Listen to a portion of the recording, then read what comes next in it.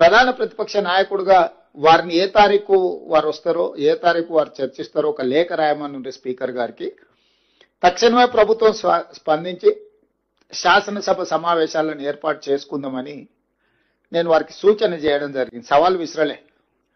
ఎందుకంటే నాకు ఈ చట్టసభల పట్ల, ప్రజాస్వామ్యం పట్ల నమ్మకం, విశ్వాసం ఉన్నది.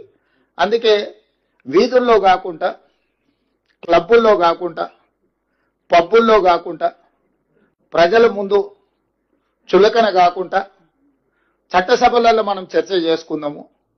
రండి, మీ అనుభవంతో మీ చేసిన ప్రయత్నాలన్నీ వివరించండి. భవిష్యత్ ప్రణాళికలను కూడా మనము చర్చించుకుందాము. మీ అనుభవంతో ఏమైనా సూచన చేస్తే మా ప్రభుత్వం తీసుకోవడానికి సిద్ధంగా ఉందని నేను వారికి సూచన చేయడం జరిగింది. ఇక సడన్ గా ఆయన బయలుదేరిండు. ఆయన ఏం మాట్లాడుతున్నాడో నేను చెప్పే కంటే మీ అందరు కూడా చూస్తున్నారు. నేను పేరు ప్రస్తావిస్తే నా స్థాయి తగ్గుతుంది కాబట్టి పేరు ప్రస్తావించడానికి కూడా నేను ఇష్టపడడం లేదు. ఎందుకంటే బాధ్యత వచ్చిన తర్వాత బాధ్యతాయుతంగా వ్యవహరించాలని చెప్పి ఈరోజు నేను భావిస్తున్నా. నాకు తెలిసి ఈ భాషలకు ఏ విధంగా సమాధానం చెప్పాలో మీ అందరికి కూడా తెలుసు నా గురించి. కాకపోతే ఏంటంటే ఇంకా ఆ దిశగా వెళ్ళొద్దు అని నేను అనుకుంటున్నా. అయితే ఈరోజు ప్రధానంగా 2 విషయాల మీద నాకున్న అవగాహనను మీతో పంచుకోదలుచుకున్నాను.